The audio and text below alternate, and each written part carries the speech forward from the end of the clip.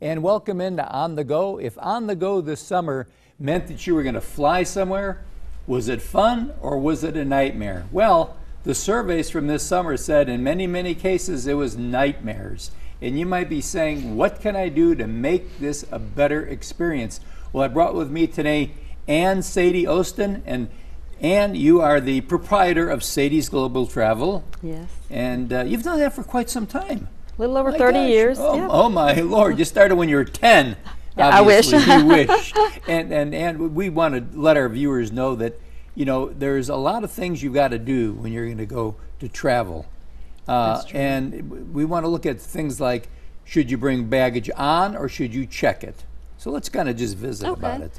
Well, there are two theories of taking baggage on as well as checking it. Right. And if you're on a short flight, if it's a direct nonstop, carry-on is very simple. Mm-hmm. If you can maintain your liquids under 3 ounces. Right. That's very important because you have to follow the TSA guidelines, which means you have to declare in a quart-sized Ziploc bag any liquids, and they cannot be over 3 ounces.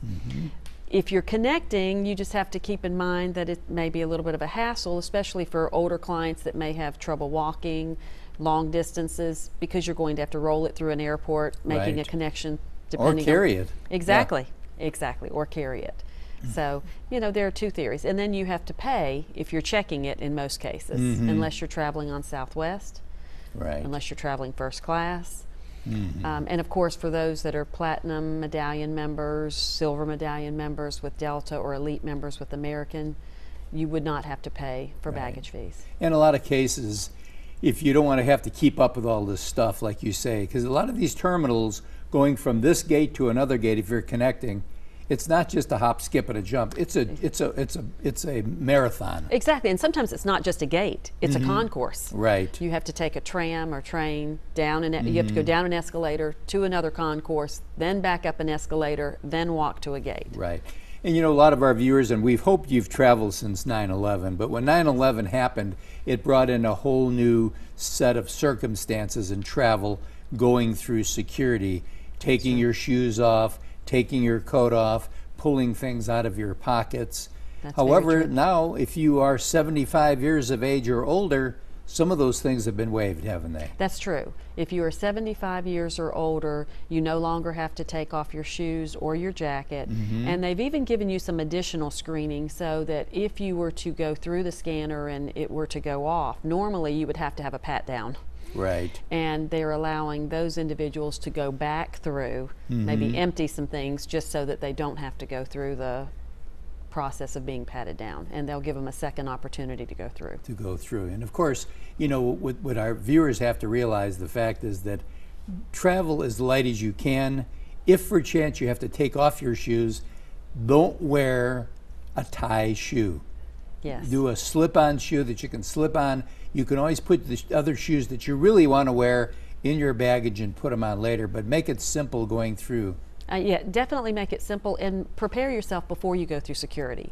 I always recommend don't wear a lot of jewelry or watches, heavy watches, anything like that, because in most cases it may cause you to have to go back through, take off your jewelry, take off your belt.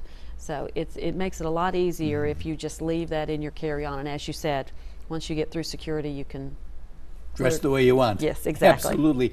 Many of our viewers are now, you know, they're retired, they're going on trips. A lot of these trips are taking them overseas, which means you may have to go through customs. There's a new thing that the TSA has put out, and it's called Global Entry. How does that work? Oh, it's great. If you do travel at all, you have two options actually. If you're not traveling international and most of your travel is domestic, you can get pre-check qualified, where it's more, and you can do that actually in Birmingham with an interview. I believe there's a location in Montgomery. But if you want global entry, it's a very simple process that you complete online, and then you set up an interview, which takes about 10 to 15 minutes in Atlanta. And it allows you to re-enter the U.S., and it's a very simple process. And thank you. And just remember Jack. this, it's Sadie's Global Travel, 213-0000. Give them a call to help you with your travel needs, but more importantly, they can answer questions you may have about travel. And we'll be right back right after this.